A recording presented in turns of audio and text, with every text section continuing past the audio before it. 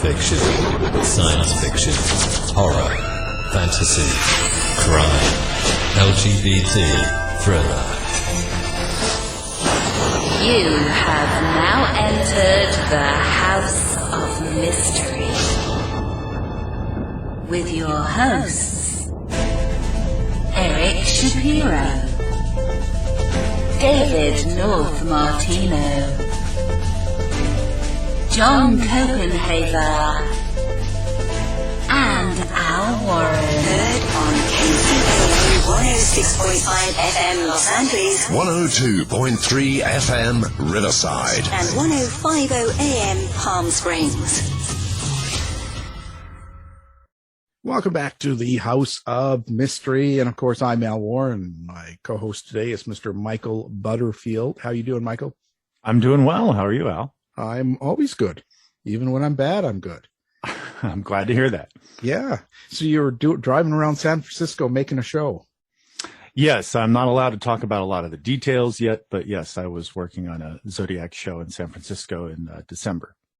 That's pretty amazing that there's still a lot of talk about Zodiac. There's still a lot of shows being made, you know. Oh, yeah. It just gets more and more popular as the years go by. It's a relentless true crime story, and it doesn't help that it's an unsolved case, too. So that just keeps people going. Well, yeah, you know, that it's kind of one of those things that probably won't get solved, you know. Yeah, unfortunately, it looks that way sometimes, yeah. Yeah, it's going to be a shot in the dark to get that one. Now, speaking of old cases, now we've got a great guest, returning guest. He's a friend of the show's here, and he's got a new book out, and it's definitely worth picking up. And we're excited to talk about it. And you know a lot about the person in the case, we'll say. Yes.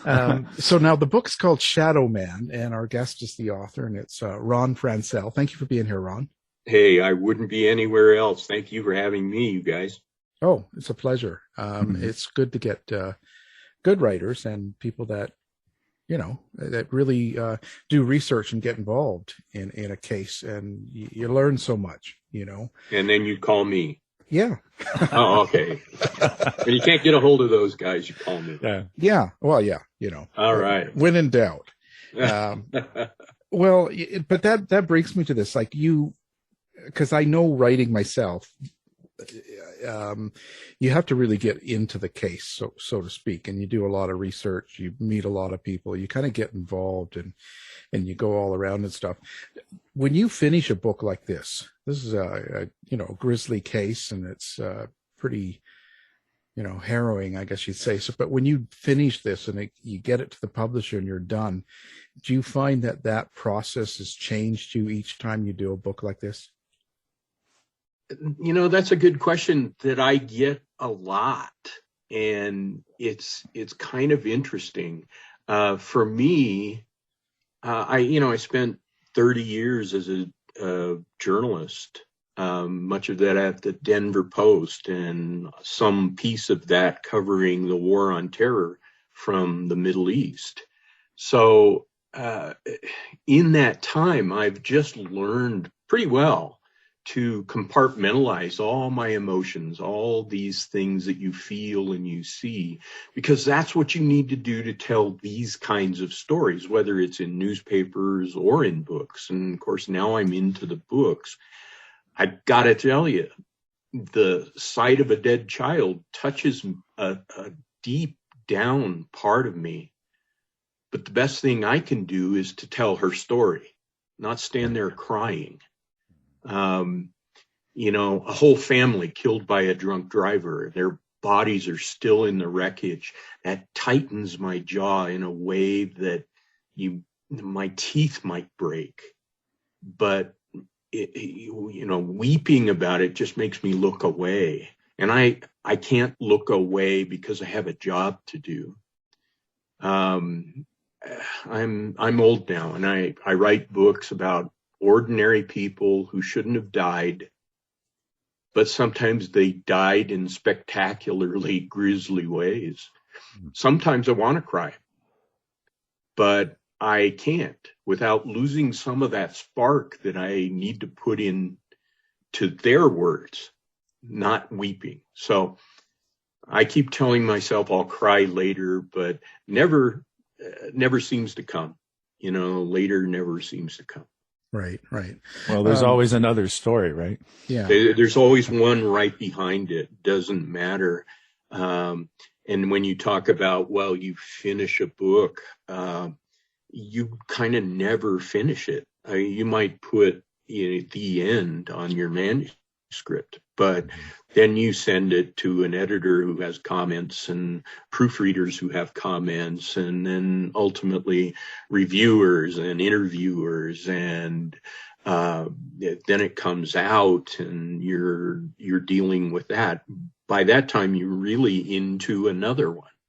So it's there is no later on these things. And as I look back on my career of writing about difficult stories like that, consequential stories about life and death, I can't recall but one time that I was moved to tears.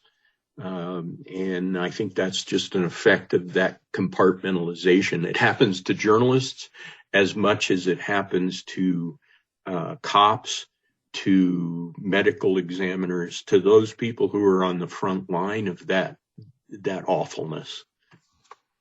We interview a lot of fiction writers on the show as well, and they write stories similar to this, but in a fictional setting. So it's all created. Yeah. And quite often I always ask them how they create that character and how they develop them and get a relationship. Like, what is it? And they describe it a lot of times as either seeing or hearing the characters, and they talk to them and they create this story.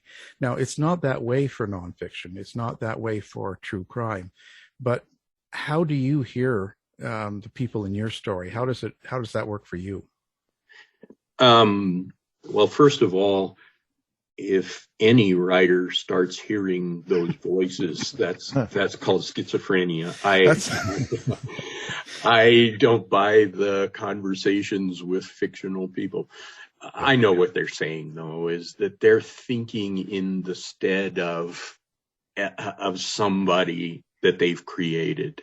In my case, I talk to as many of these people as I can. Now, obviously, in this particular case, I have a lot of people who were victims who are gone. I have players at the time who are now gone. I just try to do as much research as I possibly can. I want to tell a compelling story. I don't want to follow that formula. That's been at to my peril, I think. But that's what I want to do. I'm spending 2 to 3 years with a story. It better be one that I like. It's like a roommate. It moves into your house, and you want not to have a terrible relationship with the story. So I'm looking for characters, the ones that are still here. I'm trying to talk to them and capture that voice. I've said that in this case that it all boiled down, even throughout that research, that I knew I'd be ready to write this book, Shadow Man, when I could hear Susie Jaeger's voice in the dark. And I don't mean her speaking to me. It's just like the tone of it and the tenor of it. And then I knew her. Hmm. And and again, I joked about the schizophrenia, which I shouldn't. And we'll get tagged by the woke for that. But I don't mean a conversation with her. I just mean just the sound that anybody could have heard back then. This is quite an older case, and one thing I know we talked about before being on air, this is something that really hasn't hit mainstream. It's not like there's not like a lot of shows and books, and it's not all over the place. So this is a fairly unknown case in the general population, which leads me to kind of go two ways with that. One is, of course, what brought you to that kind of a case? How did you find it and stumble across it? And the second part of that, of course, would be, why are certain cases like the Zodiac something that's endless, while others like this you never hear about?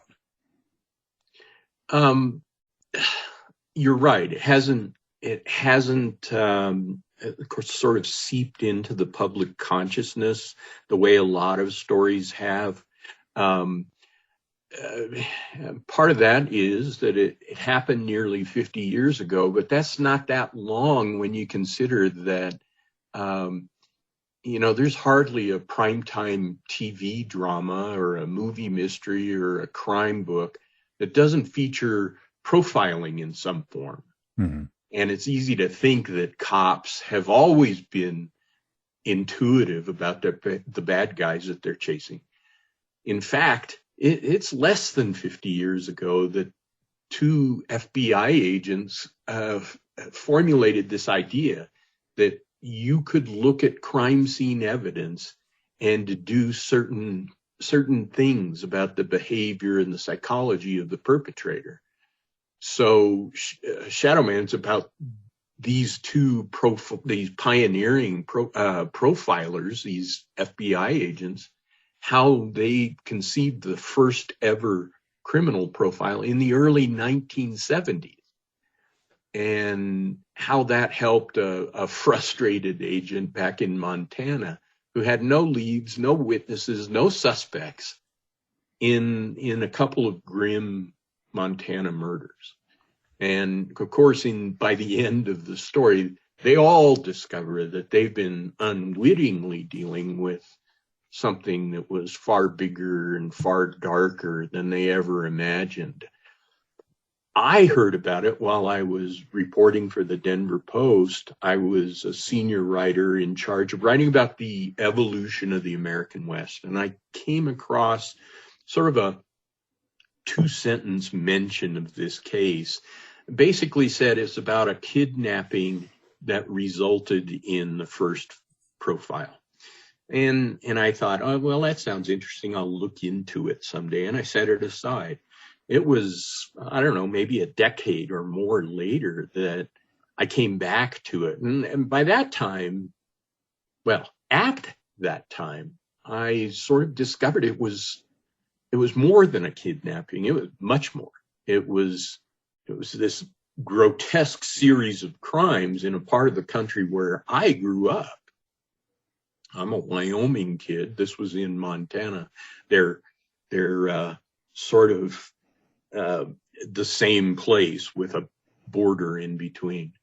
And I saw not only the historic turning point for forensic history, but nobody had ever told this story. And most people outside of Montana, even a lot of crime buffs, had never even heard of it. So why does that happen? I think part of it is just our media and where we've come. The criminal mind has always fascinated us. When a particularly deviant crime happens, our rational brain wants to put things in order. Things have fallen out of order. We want to put it back. So we want to make sense out of something senseless. We ask why, and not coincidentally, that's the first question profilers use too, but that's not surprising. Since the beginning of mankind, we've wanted to understand the threats that are out there, to feel safe, to avoid unnecessary death. So I don't think that ancient fascination has changed. I think our media has changed. Mhm. And consequently, then, is a long way to coming back to your question. The cases that fascinate tend to have been picked up by our media. They are things like Ted Bundy. I'm telling you, a friend of mine, Kevin Sullivan, is probably the world's greatest expert on Ted Bundy, but there are 110 more Bundy writers out there, and they're churning stuff out weekly. Yeah. TV shows don't give up on him. You know, BTK, John Wayne Gacy, Zodiac, Black Dahlia. So there's this fascination, I think, that's driven a little bit by the media. And then some of these other cases kind of get left behind because they don't have that fascination for the producers. They don't seem to have that hook that they're looking for. And that's why they'll do, endless Ted Bundy episodes, but nothing on the Shadow Man, what I call, I guess, the Shadow Man case. Well, you had talked about how this was a stunningly brutal case with several murders involved. Yeah. But where did this story start? It seems like the abduction of this little girl was the starting point for it, and they had no idea what it was going to become as they kept investigating. So could you touch a little bit on that? Sure. No idea whatsoever. It's the summer of 1973, and this family from Michigan is on this grand Western vacation, and they're stopping at all the roadside attractions on the way. They end up in a campground in rural Montana. They have a great time there, the whole family. It's a mother, father, grandmother, grandfather, and 5 kids. This is just idyllic for them. The night before they're to leave, 4 of the 5 kids cram themselves into a tent. They want to sleep outdoors. They snuggle up in their sleeping bags as closely as you can imagine.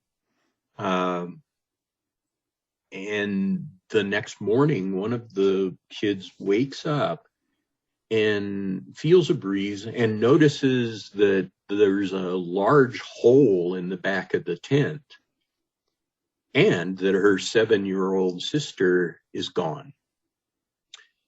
She's confused, how there's a rip in the tent, but she gets up and looks for her little sister, thinking she's gone outside for a walk or to go to the bathroom or something.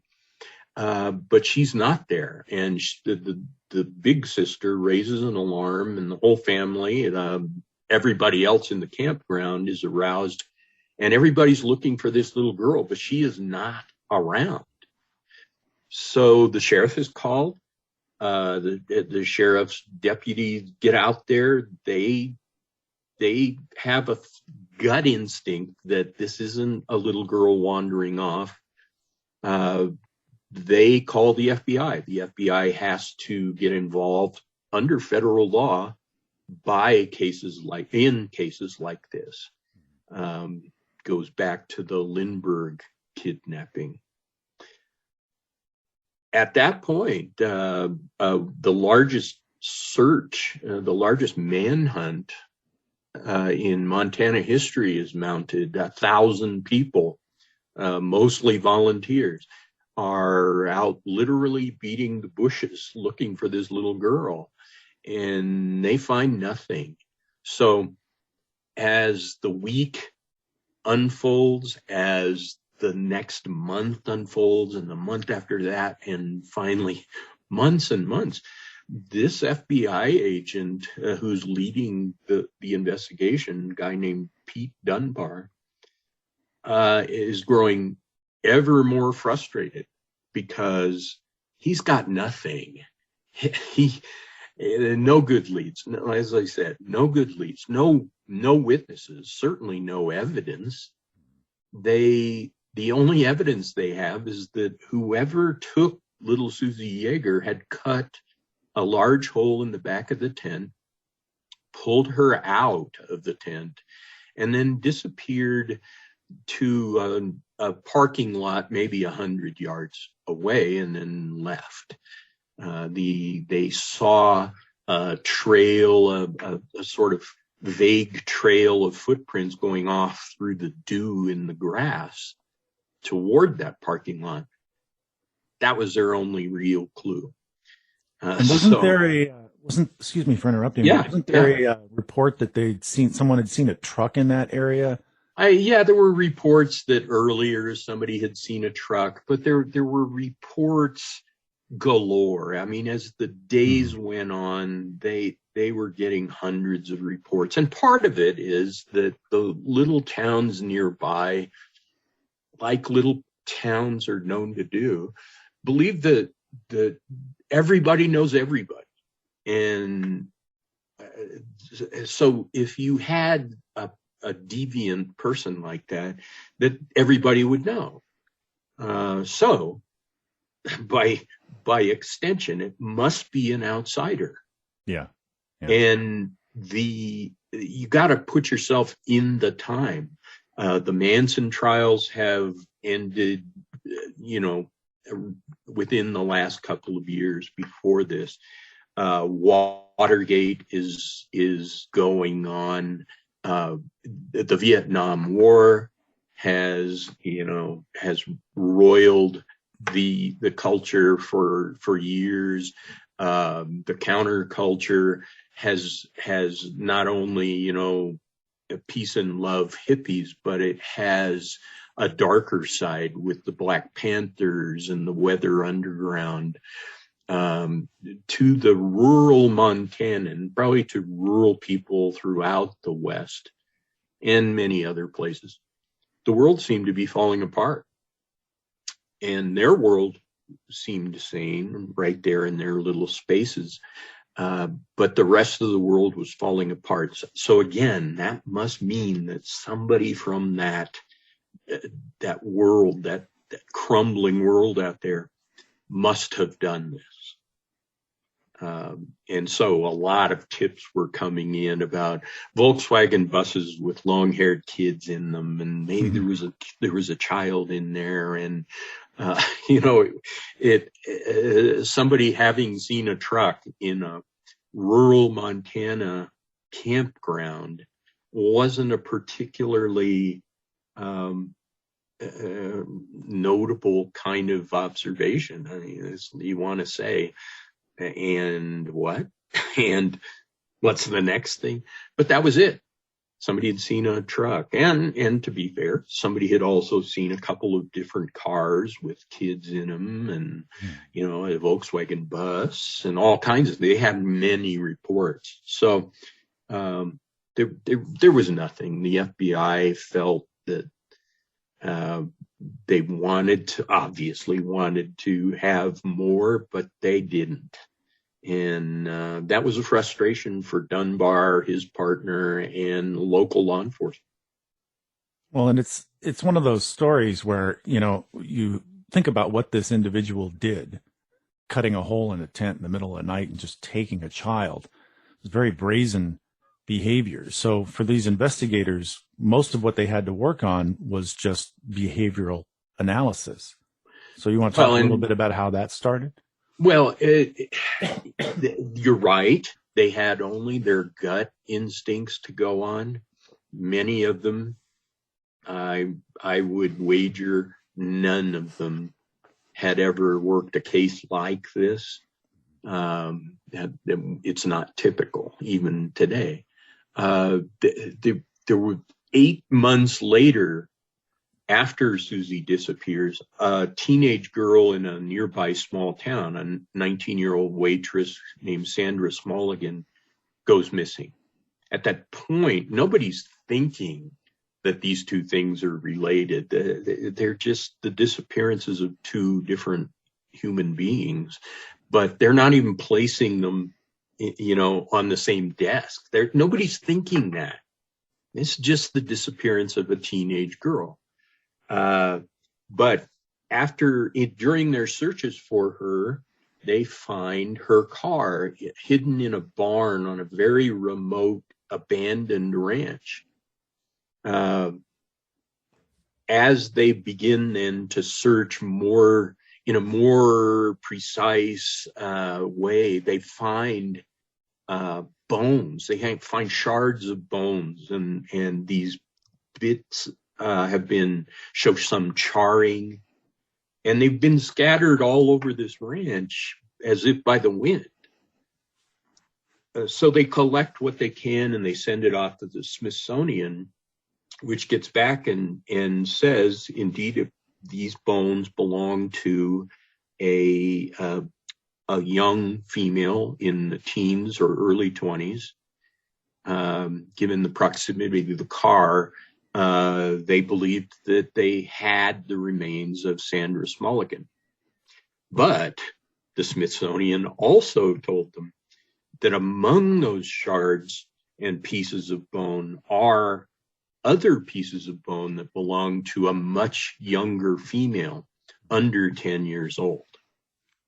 At that moment, they put the two together, that they probably had the remains of both Sandra Smulligan and Susie Jaeger, and they might now be dealing with one killer or one set of killers and not two separate crimes. But that's all they have then, too. They're in no better position other than they've got somebody who took the car, hid it, and then cremated and pulverized the remains and scattered them across this ranch. That's all they had. So they're back to square one in February of 1974, and still as frustrated as ever.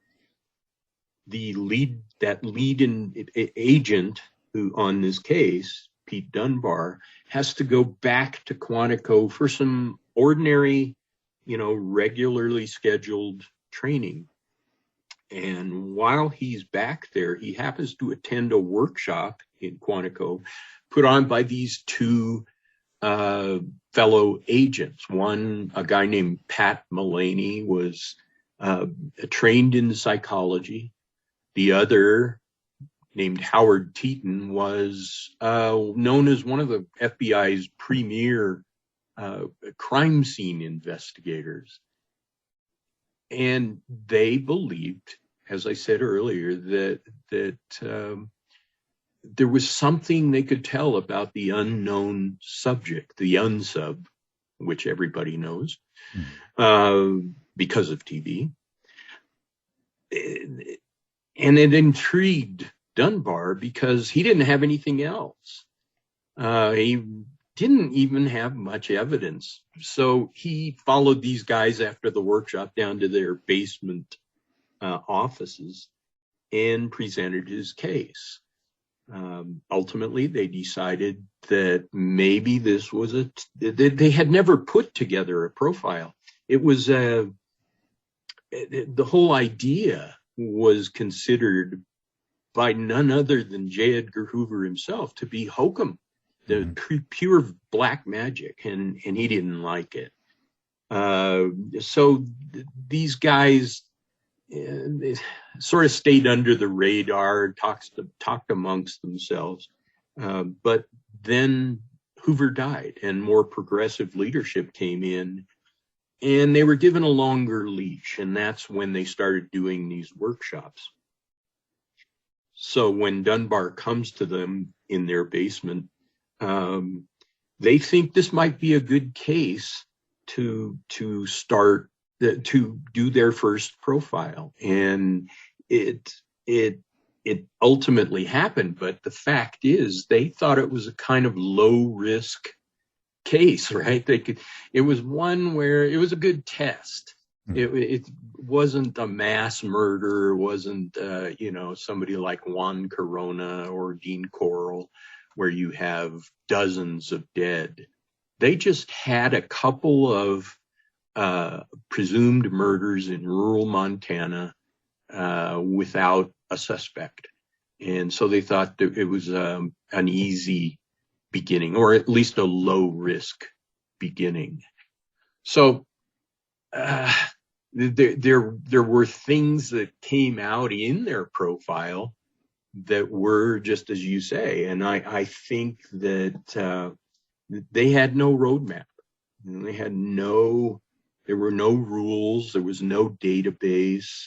They were pretty much just using experience and logic, and to be fair, a little guesswork. Well, and that brings us to an interesting point to touch on part of what they had thought, which, and you've talked about this, that they thought that this was what you might call an intimate crime, and that therefore this individual might take it on in such a way that it would be something he might want to celebrate on the anniversary of the crime. And how did that lead to the next part of the story? Well, that was one of the elements of their profile, that the suspect, or not the suspect, the perpetrator, they believed would have internalized this in a certain way. And that was based on their beliefs about psychopaths like this. And they were making some assumptions there, but that assumption was in play, that they were dealing with a psychopath. And they believed that the psychopath would internalize this. He would make it more intimate. It would be part of him. It would almost be part of him, like a family.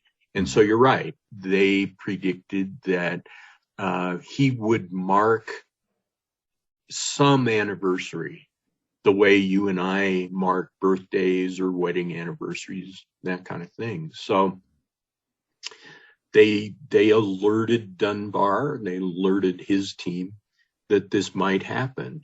And indeed, on the 1-year anniversary of the crime, the phone rings in the parents, in Susie Jaeger's parents' house in Michigan, and things start to unfold. It turns out what might have been a hoax was dismissed when he was able to identify things that had never been in the media, and at least in one case hadn't even been told to the FBI. It was like when he said it, the mother admitted to the FBI later she had forgotten about that completely, and it's true, but she'd never told them. So they knew they had been talking to the abductor and the presumed killer of Susie Jaeger. And he was very bold in the very beginning when he called, and he said, "Is this Susie's mother?" And Marietta Jaeger said yes, and he said, "Well, I'm the one that took her from you a year ago to the minute," right? It was something like that. Yeah. His cojones in this case are enormous. The risk that he took was unbelievable, but it was part of the thrill for him. Mm-hmm. And that played a role in the profile as well. But imagine what it takes to skulk in the dead of night to a tent, cut a half moon shaped hole in it, reach in, drag out a child with 3 brothers and sisters around her who don't wake up, to find your way in the dark through a park full of trees and full of other campers to a vehicle and get away. Think about what it takes to call the family and to taunt the mother the way he did. He was a sadist, but he loved the thrill. He was a moth drawn to the flame. And all of those things played a role ultimately. Well, they played a role in a kind of unfolding profile. The original one was several points, but then they kept adding things as they were learning things. And that was one of them. And so he was in some ways sort of setting his own trap, not knowing that there were people out there doing something called profiling. He thought he was just calling and taunting this family and being a sadist in sort of rubbing her face in it. Do you think it was that thrill or about the crime itself that allowed him to be so brave? Like, what would make someone like that think they could cut a hole in the tent and steal a kid without anybody else noticing? Like, that in itself, in an idea, if you think about that, sounds crazy. You'd think he would try something a little bit more less risky, I guess. Yeah, safer. Yeah. That was part of his mentality, and not unusual in some sadists' mentality, that the risk is a thrill. The risk itself is part of the thrill. Forget the killing or the abduction or just the risk itself. And he certainly exhibited that in his crime. Later, we see him exhibiting it, sort of in retrospect, we see him exhibiting it along the way, whether it's his contact with officers, his demeanor when he's talking to the family. It's fascinating to me. And you know what? It's another reason that it's a little surprising that nobody has written a book about this before now, or paid much attention to the story, despite the historical significance of it in forensics. Just the crime itself, it kind of befuddles me. And I think there are several reasons for that, but it was attractive to me as I'm reading about this. I was fascinated by the story. I was fascinated by the history, but I think what put me over the edge in terms of deciding whether to write a book was realizing nobody ever had. So this was unplowed earth, and that appealed to me. When you were writing this book and when you're putting it together, did you have some sort of an idea of what you wanted people to get out of the book? So when one of the readers picks it up and reads and goes through it, at the end of the book, what is it you hope they take away? I probably have said this on Alan's show before. The secret of my success as a writer is that I never pick a story that I can screw up. And Shadow Man struck me as a story like that. To me, its power was in universal stuff like a mother's anguish and the persistence and the doggedness of the investigators, and our fear of the dark.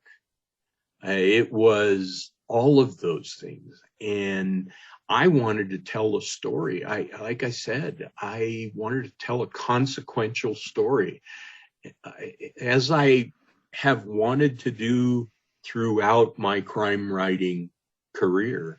I've wanted to tell a consequential story. I didn't want to pick up, a tabloid and read about a husband who killed his wife and then hid her body in a barrel or something. Yeah. I wanted there to be something more than that. I don't know if there's a message I want people to come away with, but I want them to come away with a different view of law enforcement and what it does and how it moves its own sciences forward. But I also want them to read about this particular case because I think it's half a bubble different from a lot of cases we see. Just like we were talking earlier, I'm bored with Ted Bundy, and in fact, I'm really not fascinated by serial killers, except as the catalysts for bigger human stories and setting them in motion. I'm far more interested in the Marietta Jaegers who get splashed by this horror and who have to deal with it. And I think in any of these cases, the greater the evil, then the greater the hero. And those are the stories I want to tell. If nothing else, people could come away with the idea that they do survive this awfulness and there's something they can do with it. Well, you were talking about the way that profiling was first developing at this time and how some people viewed it as, voodoo or nonsense. Yeah. And you talked a little bit about how when they first started to apply the profile in this case, and of course, as the case started to grow, there was some resistance and some disagreement about things. Some people thought that this particular individual who had propped up as a suspect might be the guy. Others thought that he wasn't.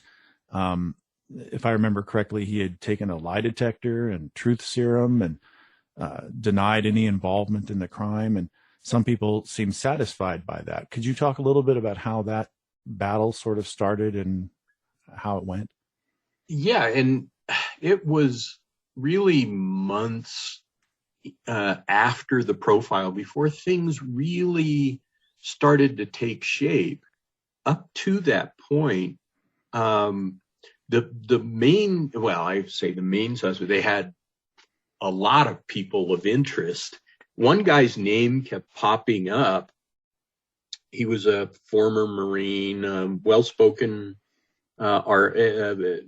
dressed well, had no crime history whatsoever, even wanted to help as much as he could. Now, self-employed as a carpenter, and bought houses and renovated them he rented them out. So he would pop up on the radar and then almost as quickly pop off the radar. The people who interviewed him just didn't see him as the guy, while the profilers were saying, maybe this is the guy you want to look at, or they at least came to that eventually. This is probably a guy that you want to look at. And they kept saying, well, no, it's not that guy. Mm-hmm. And a lot of this comes from the fact, like you say, that profiling was viewed at the time by the boots on the ground cops and deputies, even FBI agents, as black magic, as voodoo, that the way you solved crimes was talking to people. It was footwork, and it was just kind of Sherlockian deduction, and that's how you did it. You depended on your gut. So they kind of dismissed this as a kind of pop psychology, and of course, in the early 70s, there was a lot of that going around. So that was one of the conflicts that was going on. The lead FBI agent, Pete Dunbar, was actually from this area. Now, he had served in the FBI in New York and Washington, D.C. He'd been around and been on big cases, but he wanted to come back to this part of Montana because his parents still lived there and they were getting older.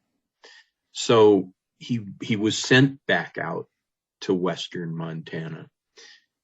He knew these people. He had a sense of the people around him, and that to him made it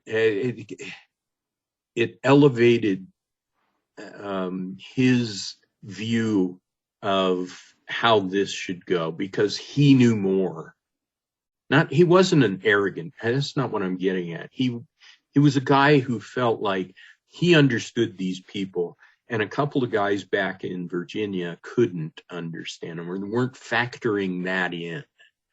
And so there was a lot of conflict between Dunbar and the profilers about things.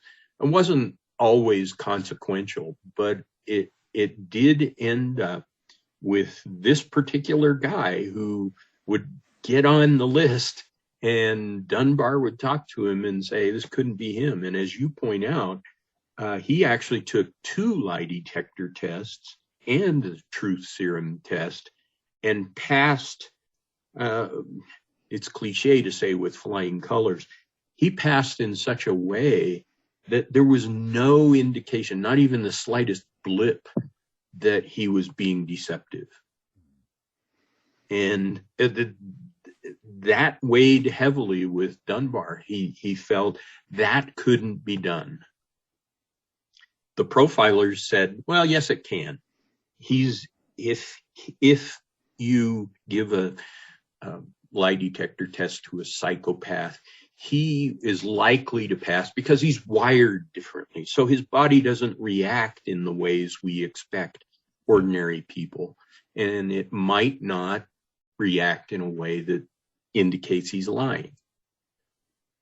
And I know we're getting short on time here, but I wanted to ask you real quick if you could expand a little bit on how their interpretation of his behavior, especially during his phone call with the mother, indicated to them that he had a fear of strong women, and how they eventually used the mother against him. Absolutely. We talked about it earlier, that he early in his call, he was taunting, he was sadistic, he was, he wanted to hurt her. Mm-hmm. He wanted to scare her. But she stood in there. And that's what makes her the hero of this story, really, mm-hmm. is that she stood in there, and she was grieving, and she was sick at heart, and she was afraid. But she stood in there, and she kept him on the line. She talked to him. She asked questions. She didn't lose her composure. And she challenged him. She challenged him. And by the time the phone call ends, he's lost some of his composure. He's even sobbing by the time they hang up. And what that tells the profilers is exactly what you said, that here's a guy who is has a problem with women. And at that time, they based a lot in profiling on the belief that psychopaths always had some sexual element, some psychosexual element at play. So they deduced from that he had a difficulty with strong women because he probably had either a completely dominating mother or a mother who had been completely dominated, mm-hmm. Which there's a little counterintuitive stuff there, but that became part of their profile too. So they're taking things from that, and in a subsequent call, it's literally the sound of his voice that gets that works against him. So, and then there's even a third phone call that offers some evidence. So he, as I said earlier, he's setting his own trap. It was ultimately his undoing. Yeah. It is. It is not the profile that slaps the cuffs on it. It only narrows the pool, as profiling is intended to do. It merely narrowed the pool of suspects by giving investigators a decent idea of who their guy might be. Unlike TV, these guys don't jump on private airplanes and show up at crime scenes mm-hmm. and carry guns and chase suspects and arrest them. They don't do that. They help investigators narrow the pool. Hmm. Wow. You sure they don't take those planes, private planes? Hmm. Yeah, I'm pretty sure. Gee, I wonder what television show you're referring to. Yeah, I don't know. I can tell you that these two guys, Teeton and Mullany, never went to Montana. Mm-hmm. As far as I know, they never went for the rest of their lives. Went to Montana. So this was both art and science at the time. It wasn't because there's a certain amount of flying by the seat of their pants, but a lot of it, most of it, was their experience and their logic. Wow. Quite a story, and of course, great writer who did it. So that's fantastic. Good combination. So how are you doing on social media? Are you getting into social media? Do you like people to interact with you on different social media platforms? Absolutely. I think it's just a requirement. I think that there are those of us who are more comfortable with it, who are less put off by some of the trolling and the negative sides of it. But the upside is you do get to relate to people. Al will tell you that we have to deal with agents and editors and publicists and booksellers and all these people just so we can get close to readers and talk about our stories and listen to them talk about our stories. That's why we're doing this. We're doing this for them. So social media gives you a 24/7 pipeline to the heart of a reader, and them the same pipeline to your mind. I like that. And what is your website so people can get a hold of you? It's www.ronfranscell.com. Last name spelled Franscell. Yeah, of course, we'll have that on the website so people can find it with one click. So with one click. One click. How was writing this over the COVID stretch for you? Actually, I didn't. I wrote it before COVID, but then it enters the publishing pipeline, which was affected by COVID. Mm-hmm. And so this one took a little longer to come out than it should have because of that. And things were messed up there. What I did do during COVID, because I couldn't go to these places, I couldn't talk to the people. I couldn't travel significantly. The motels were closed. Archives, libraries, courthouses, all closed. Couldn't go. So I stayed home and I put all my forensic knowledge of, all these 17 books together and wrote a mystery. So a fiction. Oh. So now that COVID appears to be subsiding, maybe I'll get back out on the road and find another great story to tell. Wow, fantastic. Well, everyone, now the book we're talking about is called Shadow Man. It's an elusive psycho killer and the birth of FBI profiling. And you need to buy this book.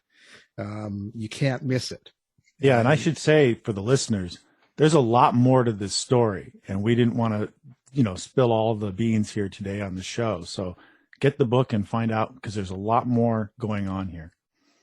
There we have it.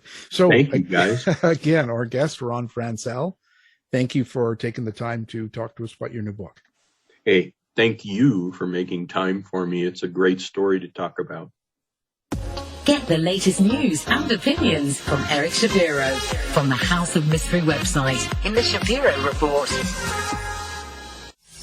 To find out more about our show, guests, or to listen to past shows from our archive, please go to www.houseofmysteryradio.com. Show's over for now. Was it as good for you as it was for me? Well, good night. This has been a production of Something Weird Media. I'll be back.